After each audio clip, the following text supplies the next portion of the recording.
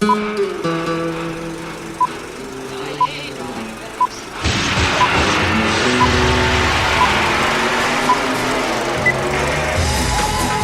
to the Reviews Without Remorse podcast with Joe and Dave.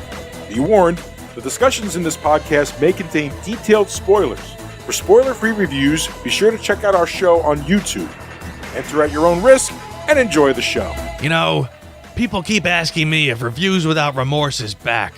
And I'm thinking, yeah, Reviews Without Remorse is back.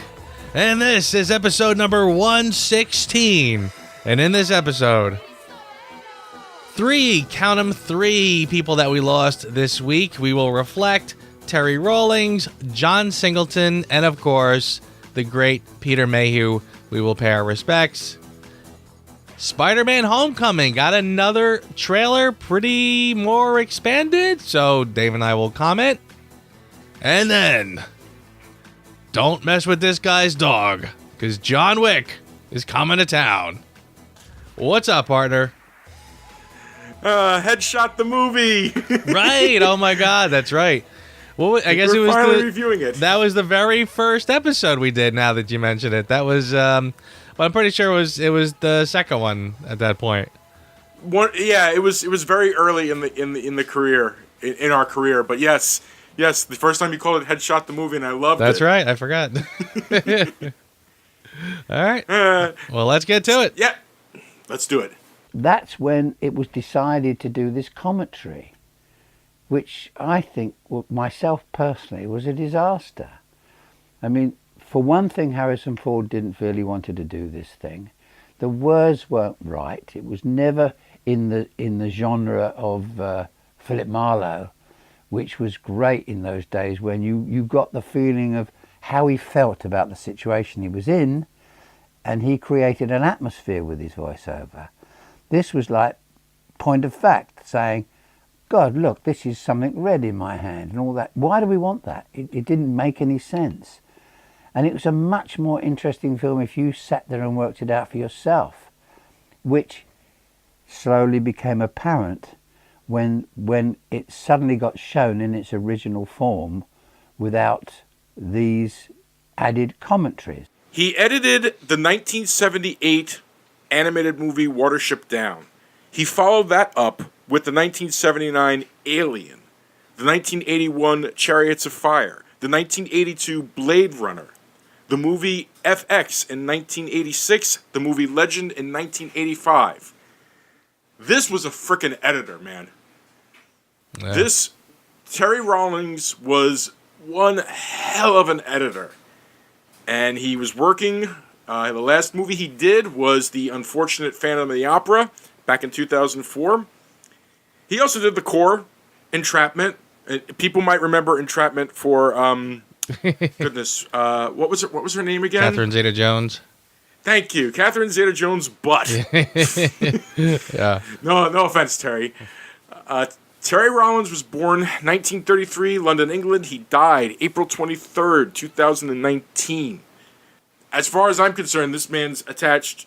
This man chopped up some of the finest films of the '80s.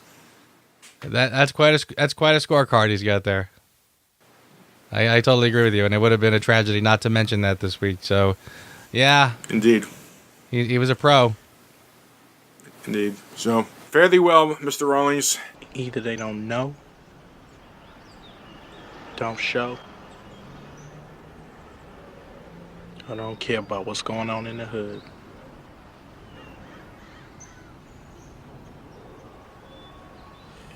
They had all this foreign shit. They ain't have shit on my brother, man. Now, John Singleton is an interesting man. And it's sad that he passed away on April 29th at the age of 51. His biggest claim to fame was a semi-independent movie called Boys in the Hood in 1991. And you could say that it started a whole refresh of a genre that had thought to be dead. And not to mention that it also was a pretty damn good movie, if I'm remembering it correctly. It launched the career of Cuba Gooding Jr. It launched the career of Dr. Dre, of all people. You talking about Ice Cube, you talking about? Ice Cube, excuse me. Oh, God, I just showed my racist side. Wow, are you white? I am so white. I'm sorry. But it was an outstanding movie. And he followed that up with Poetic Justice, which was with Tupac and Janet Jackson. Followed that up with Higher Learning. Followed that up with Shaft. The original Shaft, which now seems to be being remade. Rosewood, Baby Boy. He did one of the Fast and the Furious movies. He did the sequel, Too Fast, Too Furious. And lately, he's mostly been doing television shows. He was an executive producer to a show called Snowfall, which is actually still on. And he directed a couple of the episodes, which is a look at the early days of crack cocaine epidemic in Los Angeles, which, again, right up his alley. And he had a stroke and died. And at the age of 51, he's 1 year older than us, Joe. Seriously, we had Luke Perry recently, and now we got this one, like way too young. Seriously. That was a shocker, too, because honestly, I remember, when Boys in the Hood came out, I remember him being, an up-and-comer. Like, this was like, he was honestly, not far off from the likes of Quentin Tarantino and Robert Rodriguez and, a lot of really, again, young movers and shakers back then. And I remember Boys in the Hood, it's funny because that wasn't that long after Do the Right Thing. And I remember thinking that, you might have heard somebody saying, well, he's aping Spike Lee a little bit. He really had his own style. He had a very realistic feel to his films. Spike wanted to be kind of stylish or whatever and, deliver through, more visual, stylish look. John Singleton was a little more raw, and the fact that he was a young filmmaker, almost, again, I hesitate to use the word amateurish, but a beginner, it really lent something to that film. It was almost like he didn't have time to sort of get in his own way and start to do his own. He wasn't all caught up in his own flair and flavor. He kept it pretty real. That's as a real, a hard hitting film as you can get. It's not overly dramatic. It's not overly dark. Even though it is a pretty powerful movie about pretty serious things, especially back in the day. It just has a realness to it, and it really is an amazing piece of work. For the record, I didn't know that big line from Boys in the Hood. Some people don't know, don't show, or don't care what's going on in the hood. I didn't know. I was naive. That movie opened my eyes. Yeah, it was something else again, and this is right around like my college days too. So I think I was probably taking like racism class around that time too. So, it was quite a talked about film, and again, just a really, if you're remembered for one thing, that is not a bad film to be remembered for by any stretch. No, absolutely not. So I mean, again, he's had a body work after that, but that's the one he's going to be known for. And definitely the first thing that was cited in his obituaries, unfortunately. Yep. But fairly well, Mr. Singleton. I kind of feel like we didn't get your best movie. Very true. Chewie? Chewie, is that you? Door opened, and George walked in with Gary behind him. So naturally, what did I do? I'm raised in England. As soon as someone comes in through the door, I stand up.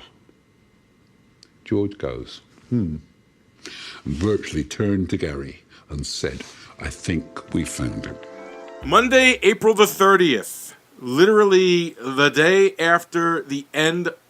Tuesday, April the 30th. 2 days after the end of Star Wars Celebration. Peter Mayhew died at the age of 74 in his home in Boyd, Texas. Now, people are saying like, oh, he was just a guy in the costume. It's like, you know what? He was more than that. The man was in a costume and gave the costume personality. And on top of that, the man was such a charming, fun, and giving man to the Star Wars community. Anybody who was... seriously, like, you hear these stories about people and, all of these nice guy, celebrities and so on and so forth. And in my entire life, I have only heard perfect, nice things about two people and two people only. One is Mr. Rogers, the other is Peter Mayhew. Mm-hmm. Yeah. You know, everybody's got their moments. Peter Mayhew used to take his time when meeting people for autographs and stuff like that. He would talk with them no matter how long. He didn't care how long the lines were. He would make sure to give time to every single person that he met. A gentleman. Yeah. Maybe the last of the gentlemen. Yeah. It is very rare and remarkable when you meet people like that who really embrace the gifts that they had been given. You know, and the fact, I mean, he is a guy who appreciated the fact that he was involved in Star Wars, and like you said, he always showed up and, you know, again, just enjoyed his life. You know, he never said, oh, I should have done more. Oh, I should have been doing this. Oh, it's not fair because he every time you saw this guy, he was always smiling and like you said, very generous and giving with his time. So yeah, it was a big tragedy when this happened. Yeah, it seems so sudden too. I mean, we knew he's been sick for years. I mean, he had a custom-made lightsaber walking stick made. Did you know that? No, I didn't. Yeah. His last scenes as Chewbacca has been confirmed. Force Awakens, when Chewie is in the med bay, and he's fighting with Finn after he got shot. That was the last time that Peter Mayhew was in the Chewbacca costume. Well, it's been the new guy ever since. Yeah. Yeah, and from what I hear, Peter Mayhew worked with the new guy a lot, basically kind of giving him pointers on, you know, how he did it, how he played it, and, you know, gave a lot of good suggestions. So he was even then he was very giving with his you know, I mean, he's handing off the torch. If there's ever time to be a little bitter, that's it. But no, he was very giving and generous with that as well. Yeah, no, he was a class act, and there's so few like him in this world. So. There better be a dedication in Rise of the Skywalker for him. Swear to God. Because they never said anything about frickin' Kenny Baker either. What's really? I don't think they said anything about Kenny Baker. They did for Carrie Fisher, but I don't think they said anything for Kenny Baker. So I'm a little worried they're not going to say anything about Peter Mayhew in Rise of the Skywalker. Oh boy. I'm calling it right here, right now. Even if Rise of the Skywalker is amazing and like the savior of the Star Wars series, I will take 1 point off of that review if there isn't a dedication to a minute. I'm telling you right now. Yeah. And I don't blame you. Everywhere I go, I see his face. I just really miss him. Yeah, I miss him too. I don't think Tony would have done what he did if he didn't know that you were going to be here after he was gone.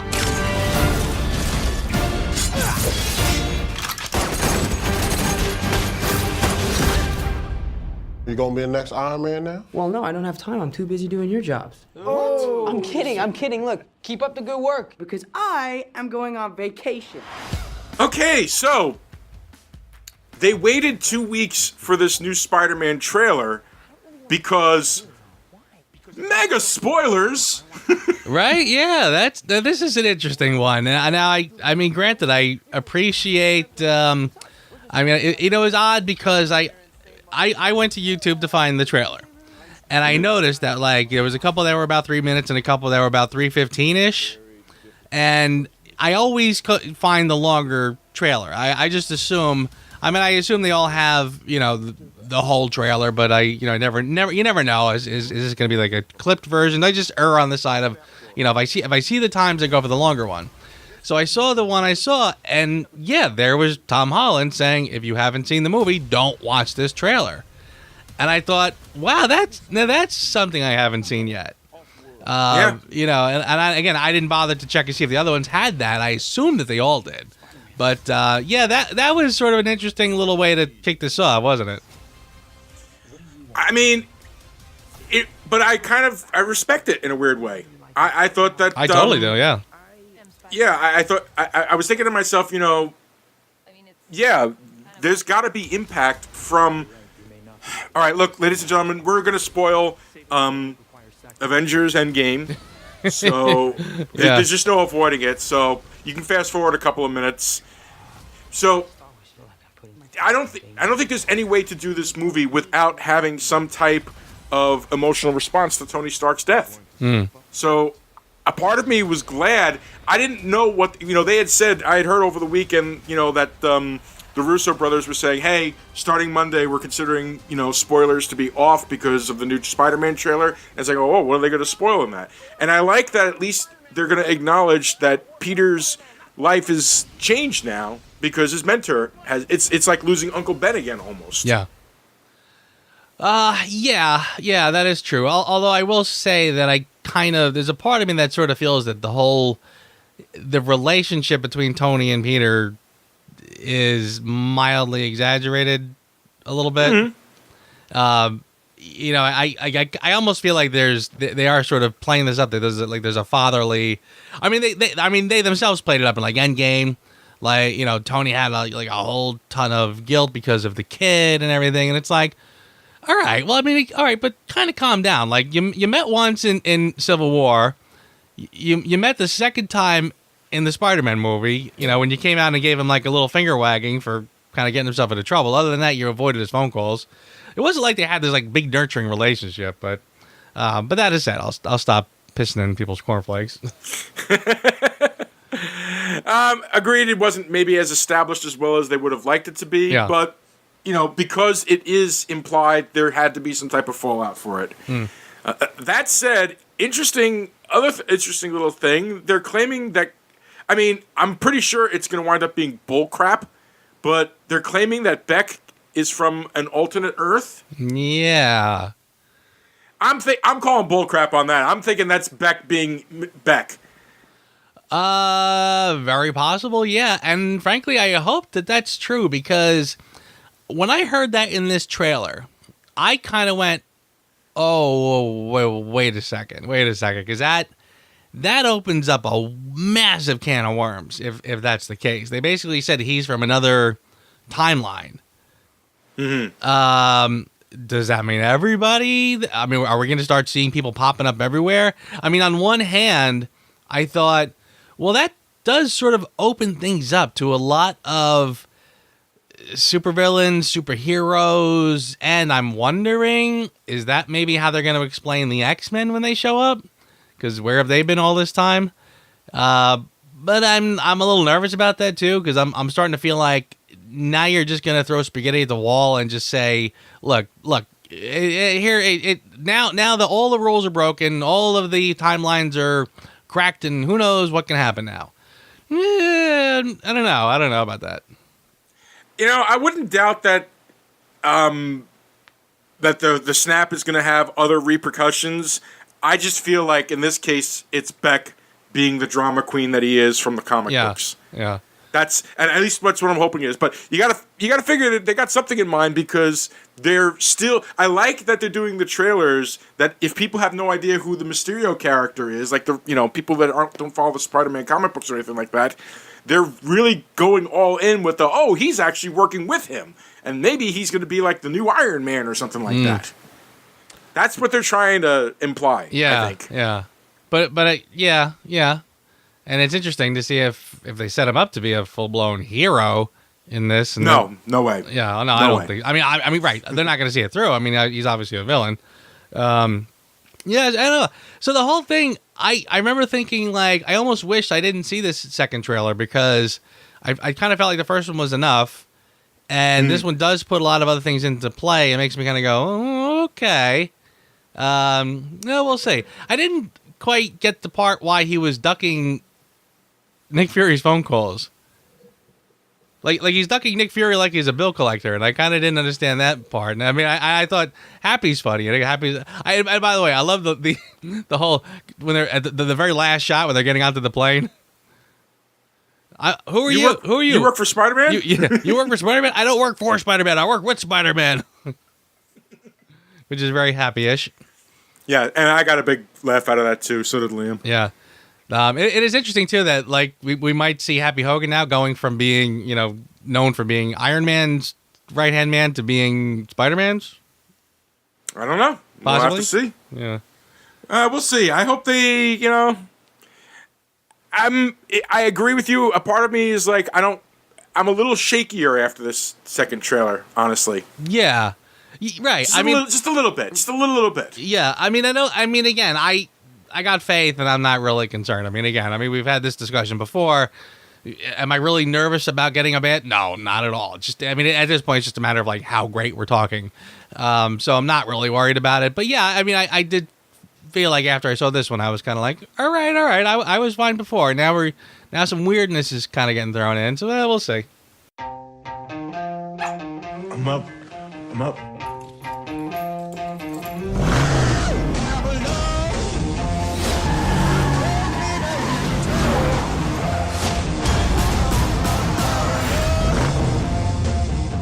You like that, huh? Nice ride. Thanks. How much? Excuse me. How much for the car?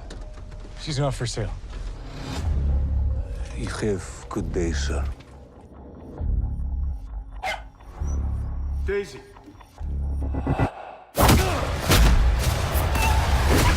An ex-hitman comes out of retirement to track down the gangsters that killed his dog and took everything from him. Written by Derek Kolstad, directed by Chad Stileski, John Wick, a.k.a. Headshot the Movie, a.k.a. the movie that maybe Thor should have watched, taken its advice before he went up against Thanos. It all goes back to Marvel somehow, doesn't it? It's like, what can you do, man? It's like the biggest thing going on right now. I know. And believe me, because it's funny because I literally just took my niece to go see Endgame yesterday, which is now my third viewing. And it's interesting because when I watched this film today, I really did say to myself, and again, not, palate cleanser is not exactly the perfect word because it implies that you're trying to clean off your palate, but again, just being so saturated with Endgame and it's huge. Here's a movie, John Wick is the perfect thing to just take your mind out of that Marvel for a little while, and get you thinking about something else, because it's definitely the antithesis. Well, it's not quite fair either, but yeah, definitely something different. You know what? It's okay. There's nothing wrong with that. I feel like, you do need to have variety. You can't eat steak every night. Might taste good, probably not going to be good for you in the long run. So, but this is still an excellent meal. This is a fun, exciting movie. Incredibly fun and exciting movie. I found myself so, like, I couldn't keep my eye off the screen as I was watching it. I was just so attached to it. I loved all the actors in it. I loved the minimalist and yet kinetic directing style that I feel like this movie helped to bring to light or something like that. I'm not 100% sure where I was going with that. I loved, and I know this is it.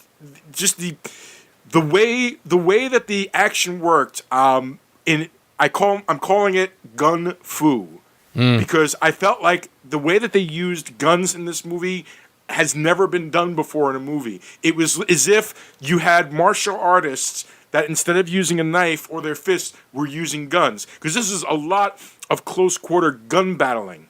Yeah.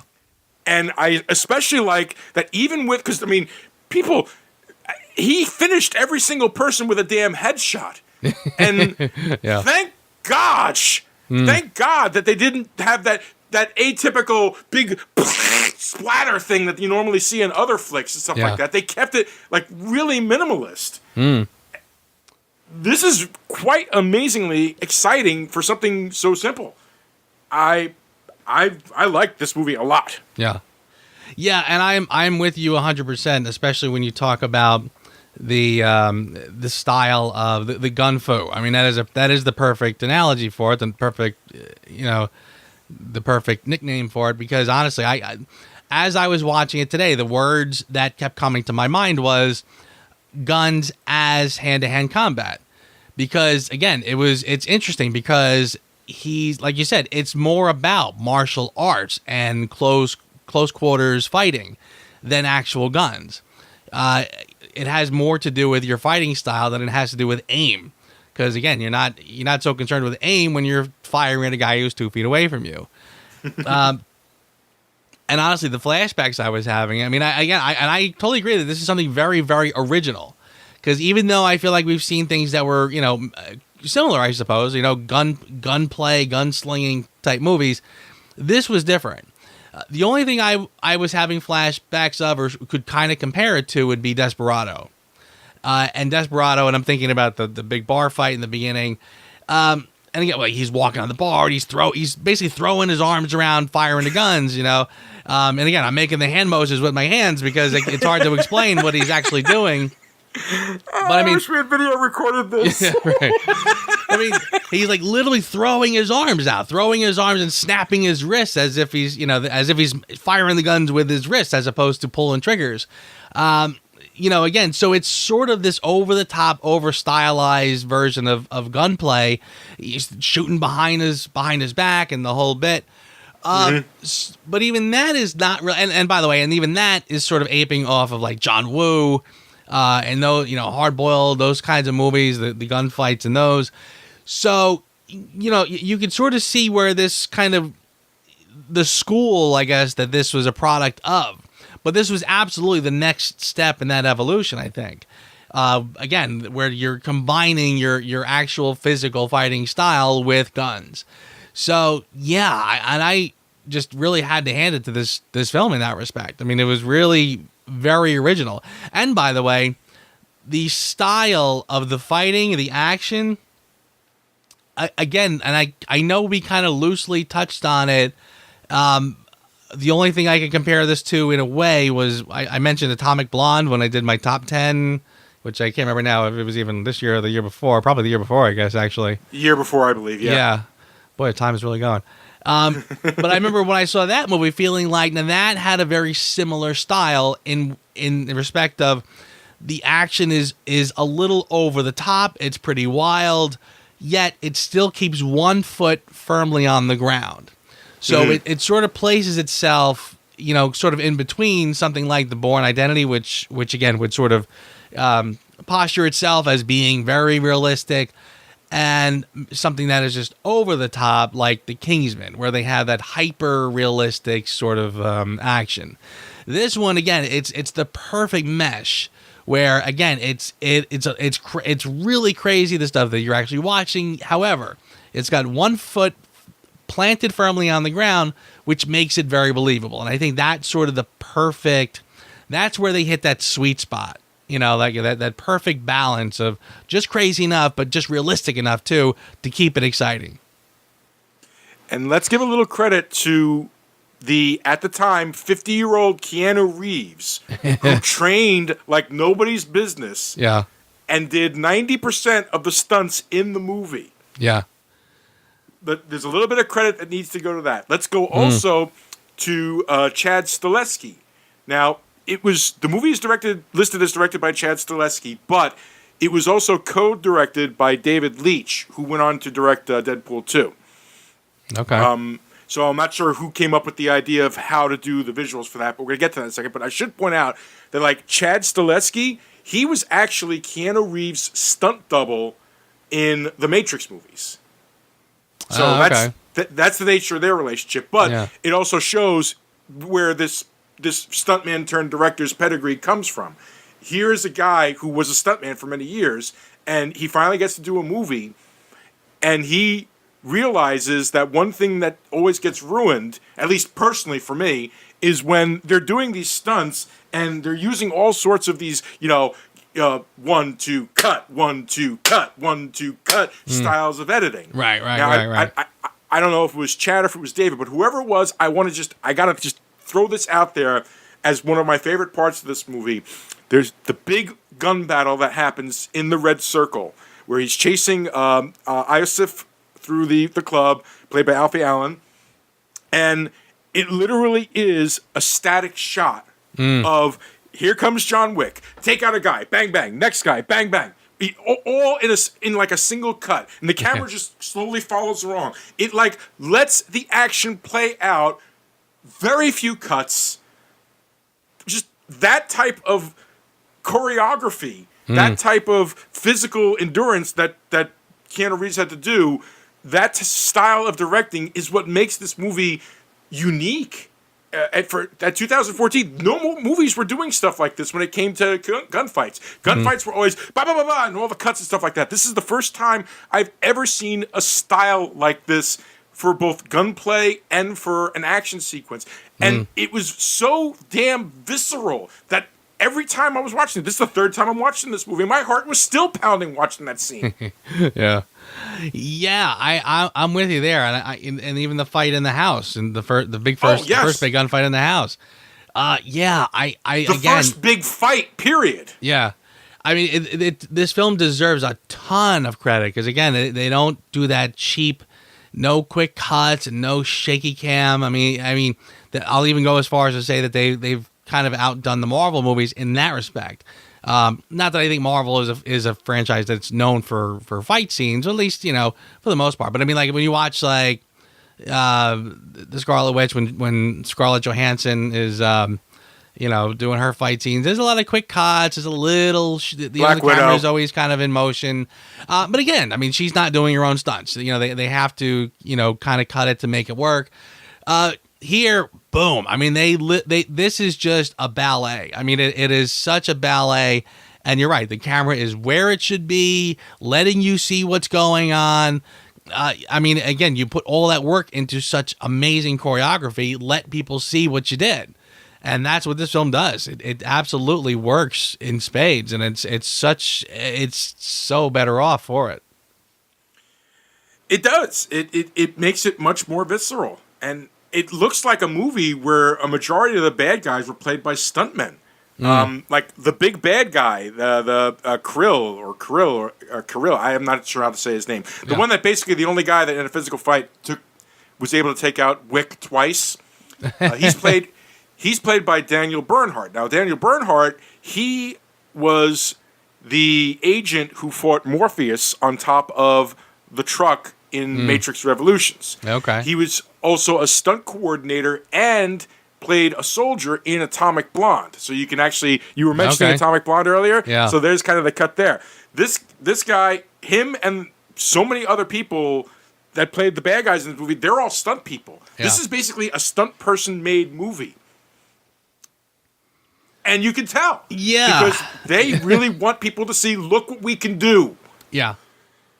I agree with that 1,000%, and I will even go as far as to say that it's the magic of this film is absolutely positively in the action and in the visuals, and I'm throwing credit to the directors for that as well, because I also sort of feel like if there's a limit to this film, if there's like a weak spot, I would probably give it to the screenplay, because the story is fine. I mean, again, it doesn't play itself up to be more than it is.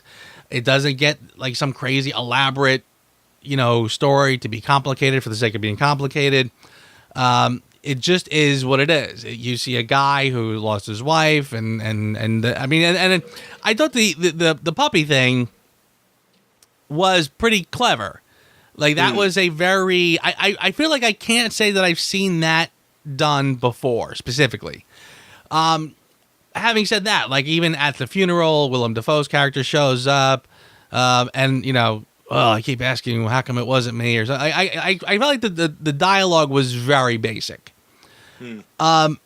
So but again, that was just to get the story moving. The happenstance of just bumping into this guy at a gas station somewhere in New Jersey, I was just, again, kind of like, well, all right, fine, whatever. It just is what it is. And they cross paths and bad things happen.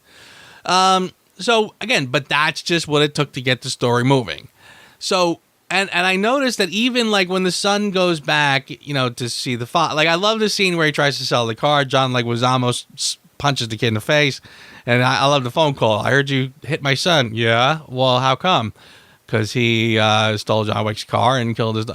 And he just hangs up the phone. He hangs up. I mean, that's great. That's great stuff.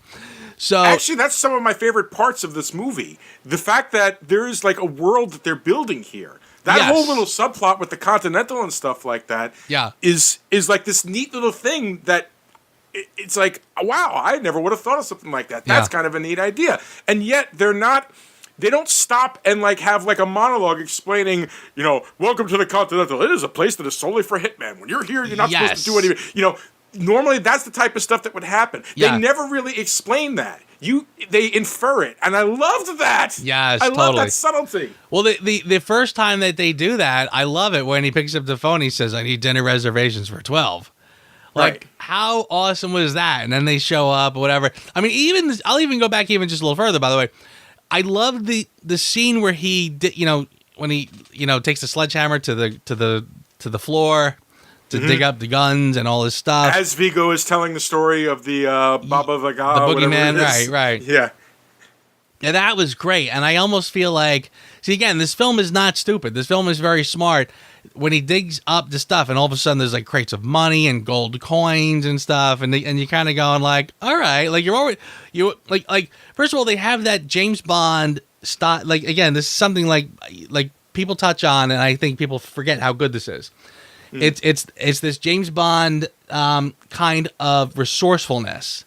Like, all of a sudden, like, oh wow, he had like piles of cash. He's got he's totally prepared, And I think that's sort of something that movies it's a movie trope that not a lot of movies get. And I think that's always like you always get a little thrill, like that little moment, like, oh look, he's ready, he's got this and he's got that. So that was cool. And then you saw the gold coins and you kind of went, now that's different. So they were already planting a seed, like the bigger world was starting to happen, and then the dinner for 12, and you start to go, oh wow, like you're right, like there's a whole thing going on there. So when he goes to the hotel, like you said, they don't telegraph it. It's just, welcome back, Mr. Wick, whatever, and the little bits of dialogue tells you everything you need to know and nothing more. That was the thing about this movie that I appreciated. And listen, me personally, before I watched this movie, I was actually done with the whole revenge genre. Yeah. I just gotten sick of it. It was like everything was, this and that. So, and what it was that made me realize it, and this is going to sound ridiculous, but do you remember The Last Action Hero with Arnold Schwarzenegger? Yes. Don't be too tentative. I am not here to praise it. I just one of the things that happened was the kid was really excited about the next Jack Slater movie, and he was doing his impression of the up and coming trailer. It's like they killed his favorite second cousin. Big mistake. Jack Slater 4. And it was the way he said his favorite second cousin, and then later on in the movie, my favorite second cousin lives here. I was like, yeah, you know what? That's actually my problem with the revenge genre. Especially when they start doing sequels, who's there to get revenge on? There's always going to be somebody to get revenge on. It's the dumbest genre on the planet. I just had that crotchety get off my lawn moment with the revenge genre. It does. So when it does create kind of a one and done. You're right. Like, how are you going to keep doing sequels now? Mm-hmm. But then this movie comes along, and when it did, I was like, Keanu Reeves in a revenge thriller. I don't know if I'm really into that. And then people are saying, no, you got to see this flick. And the things like the world building are some of the things that I really appreciated. I loved how logical each of the steps took. I loved how they didn't get too overly dramatic or fall into... Well, they do kind of fall into a trope, but we'll get to that. But everything just felt like real. Like this is something that could actually happen in this world. Even the crazy, ridiculous gun battles that would have required like the most amazing person on the planet, the boogeyman, I suppose. Yeah. But still, the way that they shot it, the way that they did it, because you were able to see all the shots, and all the choreography, and watch the fight as it progressed, it just felt like this was possible. All of this was possible. Right. That something like this could happen in this world. Which, up until a point, I loved that about this movie. Just really, really loved it. Yeah. Go ahead. Well, interestingly, again, as much as I love the world building, I will also say, and not to skip ahead, I kind of felt like when they get to John Wick 2, they go a little too far into that stuff. But again, I'll save that for another discussion. But yeah, I do like that. I mean, I like the world that they created. But yeah, it almost had. I mean, seriously, it's funny that a lot of the people that are in this film are alumni from The Matrix, because I honestly did sort of feel like it was almost like a very subtle nod to The Matrix, where you start to. It's almost like as soon as they enter the hotel. Even the bright colors are different. I mean, all of a sudden now you're in the nightclubs with the very loud pulsing music, and the colors are very vibrant. It really does almost have this vibe like Dorothy stepping out of the house into Oz.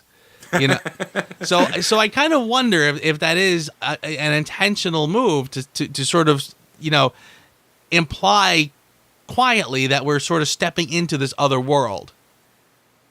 Yeah, that's actually an excellent bit of observation there, man. I like that.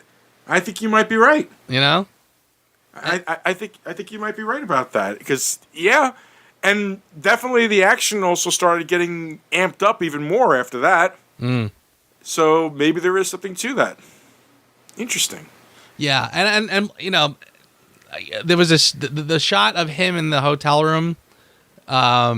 When the girl busts in and Willem Dafoe, one of the things I kind of noticed was I literally said to myself, like, okay, you're John Wick and you're in this mess. You're checking into a hotel where everyone knows where you are, and there are big giant windows right there. I'm thinking like this hotel would have small windows or maybe bulletproof windows. And if I'm John Wick, I would not be laying there like that. But anyway, by the way, did you catch who? There were a couple faces in this movie that I had seen. Some I'd seen before, but now that I'm watching it this time around, did you catch who the girl was in that scene? The female assassin? Miss Perkins. You mean Kelly Grayson of the Orville? Yes, I do. I think I like her better as a brunette, dude. Okay, all right. I don't know if I would, because I kind of felt like, well, you know what it is. When you know somebody so well from something, that sort of becomes your default factory setting. So I kind of see her with the sort of like that golden brown hair. Now she's kind of the girl next door for me. She's Seth MacFarlane's crush in that show. So now seeing her as the badass assassin with the black hair, I will say this too, by the way. I mean, I kind of felt like it showed her range a little bit. Because I remember the first time seeing her in this film being totally, she absolutely played it to the hilt. I never would have made the connection that she would have been Kelly years later. So, good for her that, she can do both. And oh, by the way, and the guy, Charlie, the cleanup crew. Yeah. I know exactly who you're talking about. Warriors come out to play. There you go. I like you, Sully. That's why I'm going to kill you last. And again, I like that because in some ways this movie is sort of a throwback to 80s action films. Like an upgraded, modern and much more legit, frankly. But still, it does have that 80s action vibe to me in a way. You know how it's funny you should say that, because you know how a lot of like studio execs and directors and stuff like that, they have this kind of thing where they're like, we're going to make, X type of movie, but for the 21st century. All right? How many times have we heard that boldly proclaimed by so many people before? In this case, I feel what you said is very accurate. It's like they did make an 80s action movie for the 21st century, but they weren't narcissistic about it. They were like, yeah, we're making an 80s movie for the 21st century. Yeah. Have fun. Yeah, absolutely. And that also, by the way, I think is the magic of this film. And you said it before, it could easily go one of two ways. One, it's just overly silly. It's a revenge film. Just don't even think about it. Just go have fun with it. Or it could just go up its own ass, you know what I mean? And be so full of itself and try to be much more than it is. And look how sophisticated this film is and yada, yada. It really does just play it perfect. It gives you enough of this new world. It gives you enough of the plot. It gives you enough, motivation, character motivation. And then it just runs with it.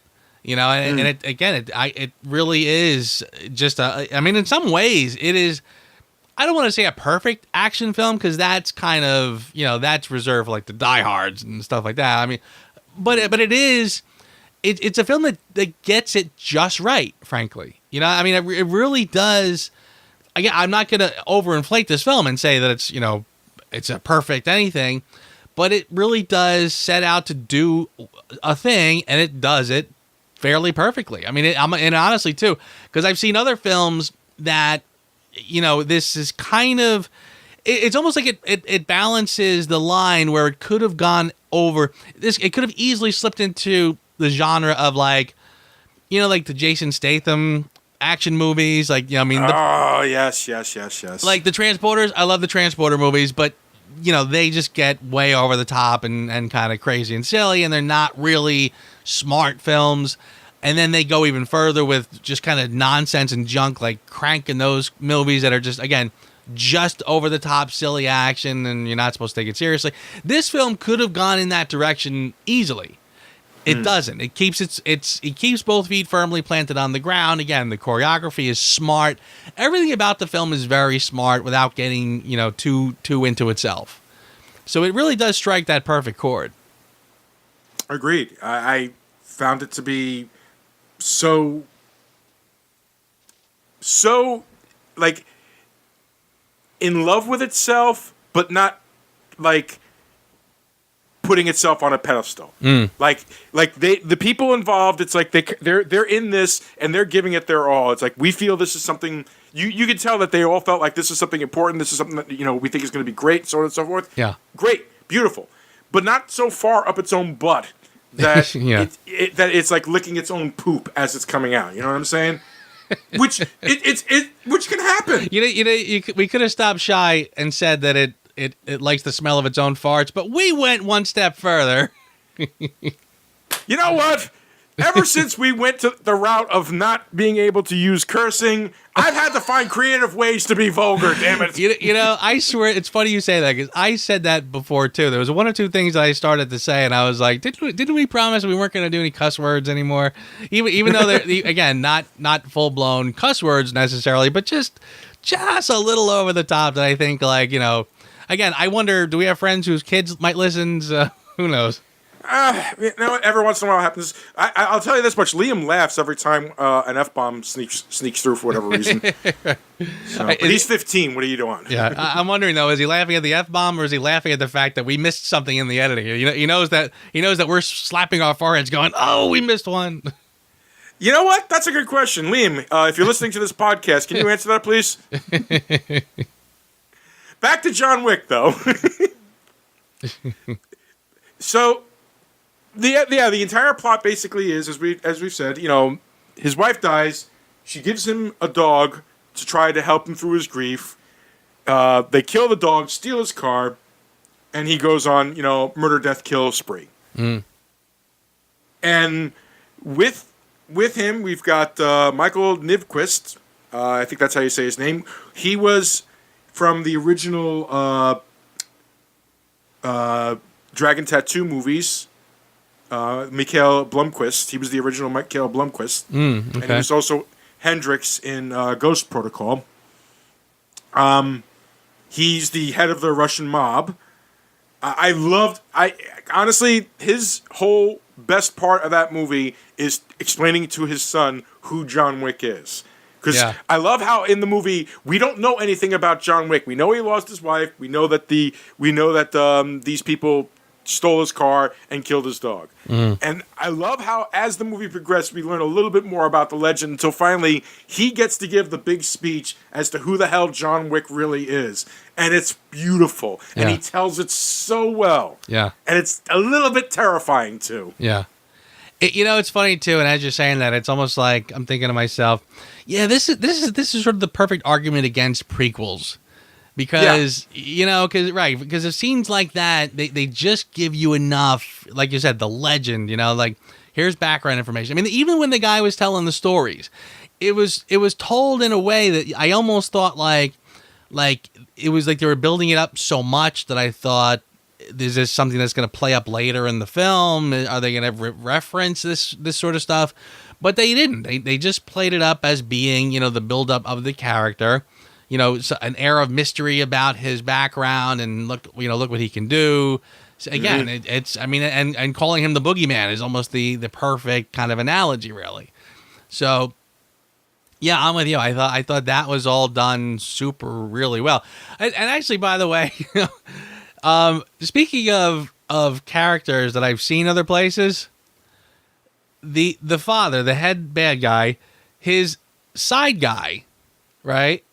Well, I don't know if you've seen him lately, but he's in all the commercials where Dean Winters. He's Mayhem. Yeah, right. He's the one lately. He's like, I'm here to steal your car. What? So when I saw him and I went, oh my God, it's that guy. Like I started laughing. I was like, oh my God, I can't believe he's in this. But this is a movie of that guys that only gets to be more that guy and that girls as they go along. Right. Yeah. But the funny thing is, I kept watching this and thinking to myself, boy, he does nothing in this film. Like, I guess every baddie needs like a side guy, like just a kind of a right-hand man. But as I kept watching, I'm thinking like, boy, this guy's really not doing anything. Like, I don't even think, he's like the last guy, again, typical action genre. He's sort of the last guy to get killed before the head bad guy. But even that was very unceremonious. Like, I kind of felt like he was very lost in the shuffle. That's, what can you do? He was supposed to be like the quote-unquote legit side of things. I don't know. He didn't get really much of a character development. And even the gag where he doesn't speak Russian, I thought was kind of weird. Well, why do you, like, why would a Russian hire a guy who doesn't speak Russian to be your side, your right-hand man, and he doesn't understand half the things you say? Because, somebody in HR needs to get better henchmen. Whoa! When does the Russian mob have HR? HR goes something like this: "Oh, you didn't do your job? Bang!" Oh, you made an off-color joke in the break room? Fired. Yeah, literally. So yeah, I just thought that was kind of funny. I thought it was funny that he was actually in it, and just funny that again he didn't really do very much, but that's all right. Nope, you had him. You had Lance Reddick, he of The Wire. Ian McShane, he of Deadwood. It seems like, HBO shows have been lending us their people. John Leguizamo. Alfie Allen, who is on the TV series Game of Thrones, which I know you haven't watched. And, of course, the wonderful Willem Dafoe. Yeah. I mean, what a strong cast. And this movie, from what I understand, the budget was barely anything. It was like, they had all these people and this amazing action, and it was like a $20 million film. Right. $20 million to make John Wick. Yeah. Well, again, it just goes to show it's what does Red Letter Media love to say? Creativity through adversity. You're better off sometimes by not having a pile of money to throw at problems. It forces you to be creative, and this film does just fine without a big budget. Just think, I'm sure John Wick 3 had a much bigger budget, and what did they waste the money on? Halle Berry. Now, let's not start bagging on that. We haven't watched it yet. We should wait for the context. You never know. There's always the possibility that it makes sense in the movie. It could just be a bad trailer. Listen, after seeing this movie and the fact that... Or a bad actress in a trailer, but go ahead. True. But after seeing this movie... And after realizing that it's the same exact team that worked on all three movies, I'm kind of crossing my fingers here, okay? Hey, believe me, I am with you, and incidentally, that's probably a very good note to wind up on, because it is very true. I feel like, again, John Wick 3 is next week.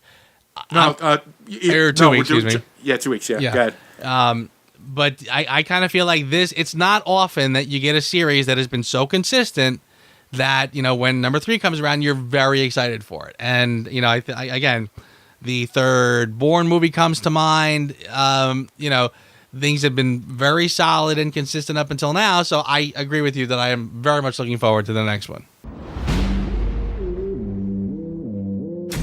I lost everything. That dog was a final gift from my dying wife. Jonathan, you got out once. You dip so much as a pinky back into this pond, you may find something reaching out to pull you back in. It's personal. Where'd you get that car? What does it matter? It's not what you did, son. It's who you did it to. Nobody? That nobody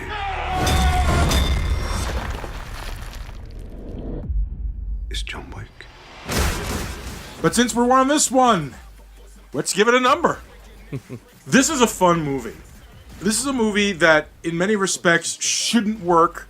And I know I use that phrase a lot, and I hate that I use that phrase a lot, but I'm talking about when it comes to my own personal perception of movies.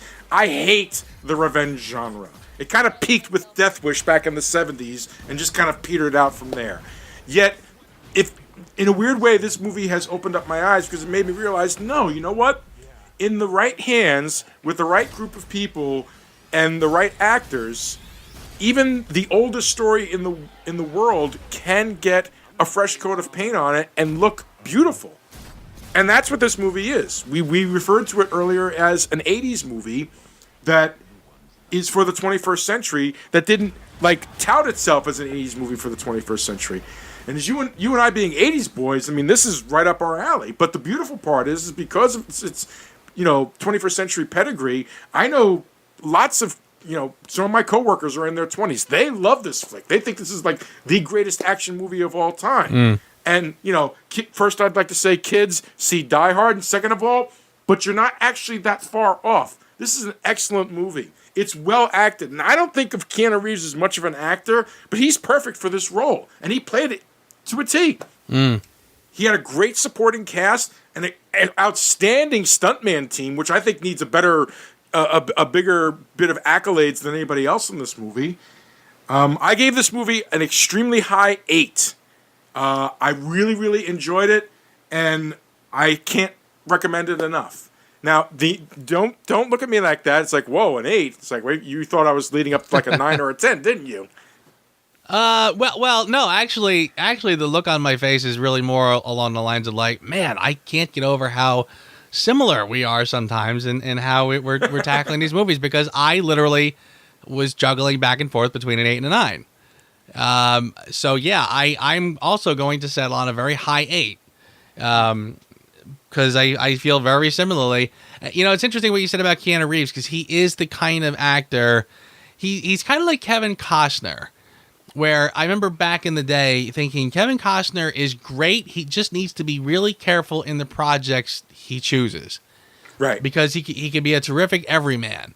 And when he goes for like the Robin Hoods and things like that, it's like, no. Dial it back there, buddy. You're not, stay in your lane.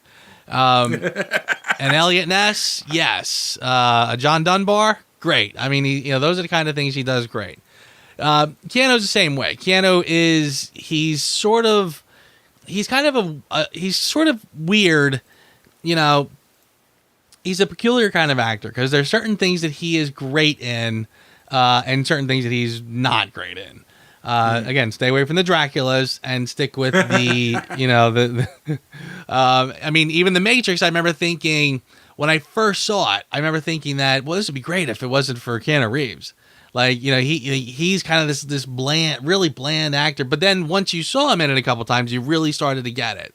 And he seemed to work. This one, just right out of the gate, he's great. Like, he's a very different kind of guy. He's a little older. He's haggard. So I felt like he fell right into this character. So, agreed. Yeah, I mean, so props to him. And yeah, he is a pro. He's a guy who comes to work. And he, like you said, he worked really hard on these action scenes. And, and he's not a kid anymore. So good for him for the amount of work he cranked out with this.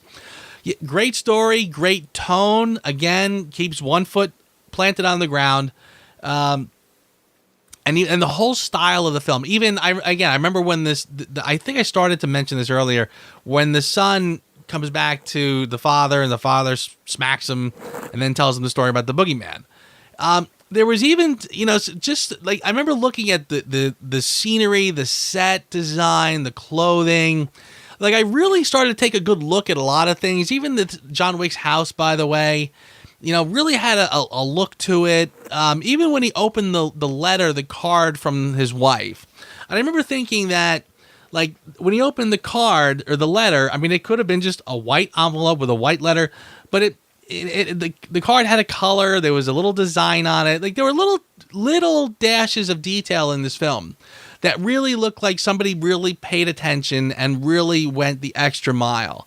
So, yeah, at the end of the day, you really get this film is legit. I mean, I feel like that's the word I want to use for it. It's legit. Like this is the kind of movie, like if somebody, again, when it first came out, oh yeah, that John Wick, is it any good? I'd be like, dude, you got to see it. It's legit. I mean, it is a solid movie. I mean, they didn't have to go the extra mile half the time, but they did.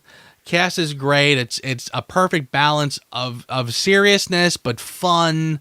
So yeah, I'm gonna go with my high 8 as well. And again, I feel like there's a part of me who wants to give it that 9, but again, it does what it set out to do. It's not over the top crazy. So that high 8 I think is pretty fitting. Nice. I think we should maybe see if our periods are starting to line up or something like that, dude. I think we're starting to influence each other with our various styles of movies and stuff. Yeah, very true, very true. But who asked you, man? Who asked me? I think I'm just going to... there's one scene that to me is just kind of unforgivable, and I feel like as many times as I see it, I still can't forgive them for this. Killing the dog. Aww. I'm sort of half joking saying that, but that is hard to watch. So it is, and it was very well done. It was extremely well done, and the aftermath of him cradling the puppy and everything like that is heartbreaking. The fact that when you realize that they like put the dog in front of him when he woke up too. Oh boy, I almost felt like right up until then there is still a glimmer of possibility that John Wick will let you live. But when you plop the dog right in front of him, just to add insult to injury, no, you just signed your death warrant, buddy. That I would like to know what you would have done as the catalyst to set him off and to put him on this righteous path again. That I kind of I'm not disagreeing with you. It was horrifying, but a part of me feels like but I feel like that's the perfect way, because like the old trope would be, oh no, they killed his wife. Right. If they had killed his wife, I don't think anybody would have been like, oh no, you don't do that stuff. Right. It's like the whole point is that to everybody else it was just a bleeping dog. Yes. It was said like a bunch of times. So. My question is what would be your catalyst to set him off then? Again, I am saying it very tongue in cheek. I mean, it is actually it is a very effective scene, and I agree with you. Like a typical movie. I mean, just look at any Mel Gibson movie. They would have just killed the wife, and he would have just gone on his rampage. They did this, and it was a very, very. Yeah, it was again going the extra mile, and there was a sort of a layer added to this, which gave it just a little more sense of, again, I'm not thinking of the right word, but it was a little more nuanced because of this. You know what I mean? There was a little more nuance in what he, again, like you said, what he's upset about versus what everybody kind of perceives it as. Just the fact that they broke into his house and beat him up might have been enough for him to go out and kill people. I would have no problem with that. Yeah. I mean, I'm like I said, I'm half joking with my who asked you. It's just a moment that is very tough for me to sort of swallow when I see it. It is a very tough scene. I will grant you that. For me, this was the moment in the movie where it almost broke me. Up until this point in the movie, the tone and the way that the movie had gone still had me with the impression of this could happen in this world. Okay? It's when they're coming out of the church, John Wick goes buck wild with his gun and everything like that. The big guy, Kirill, comes along and knocks him on the ground with the car, and he wakes up captured to have a talk with the big bad guy. I kind of felt like that was the moment. It was like, you're paying people $4 million to take him out in a place where it seems that if you cross management there is a really, really bad thing, yet you have this guy at your mercy, the guy who swears he's going to kill your son, and you take a moment to talk to him. Such a trope It was such a trope. And for Yeah. and again, I'm still not even complaining all that much about it. I'm just saying that tonally speaking, that was the point in the movie where I realized, oh, okay, no, this is a movie. This is not something that could be in the real world. Well, you know what? It's interesting that you say that, because honestly, my read on that scene was slightly different, and I kind of felt like it didn't bother me as much. The reason being is that the sense that I was sort of getting was that John Wick was very much a part of that world and a part of that community, and very well respected by everyone in the community. So I almost felt like there was as much reason for, how do I say this? I mean, again, that sort of fearfulness that they had of John Wick. I almost felt like there was that the bad guy had some reason to try to work this out with John, not so much just because John's going to come and hunt them down and kill them all, which he will, but also the fact that because of the rules of the society, that it was almost like it was almost like a last ditch effort. Is there any way we can work this out? Like I didn't get the sense that the guy wanted to kill John Wick necessarily. I guess him sending the goons to his house and everything else sort of defeats that idea. But I did sort of get a vibe, like again, do I want to be the guy who kills John Wick? Because again, now everyone else in this community is going to look at me like my dumb behavior lost, because of that, we lost a good asset. Maybe some people are not going to be very happy with the gangster for killing John Wick. Again, it did imply that Wick had friends and was well respected. So anyway, it's a roundabout way of saying I didn't quite mind that moment too much. Because, again, I would have accepted the idea, like a last-ditch effort to say, can we please stop now before this goes any further? And John was still like, no, I am going to kill that little kid of yours. And, dude, honestly, I feel exactly that. My whole thing was I wish he hadn't been knocked unconscious. I kind of feel like if it had been the way, like, one of the things about Who Asked You is something that either bothered you or something we would have done differently. Right. The way I would have done it differently, it would have been like he hits him with the truck and then he's immediately surrounded by the guys and he's like, John, do you know what you've done to me? Blah, blah, blah, blah, and stuff like that before he walked away, and then Marcus took the shot. The fact that he was unconscious and at their mercy, and they didn't just take the time to just take him out, it detracted the villain from me just a little bit and made it seem more like, weirdly, even closer to an 80s style action movie, or as you alluded to earlier, almost like a Bond movie. No, Mr. Wick, I expect you to die. Right, yeah. I'm not complaining about it. I just, it was just that moment. Like, once that scene happened, it was kind of like that thing, oh, okay, don't take this movie seriously. Don't take this movie as something in the real world. Yeah. That's really all it was. And I agree with that. That does make perfect sense now that you put it that way. Yeah. Hey, man, how about for your consideration? For your consideration, I forgot where I was going to go with this one. I had one. You want me to go first and give you another chance to go for it? Yeah, go for it. Okay. All right, but now, how about for your consideration? And hey, I'm going to go with this one first because it's very simple.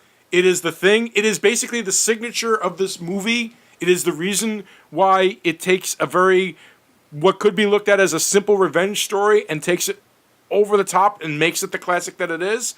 For your consideration, the stunt team and the gun fu in the movie. Nice.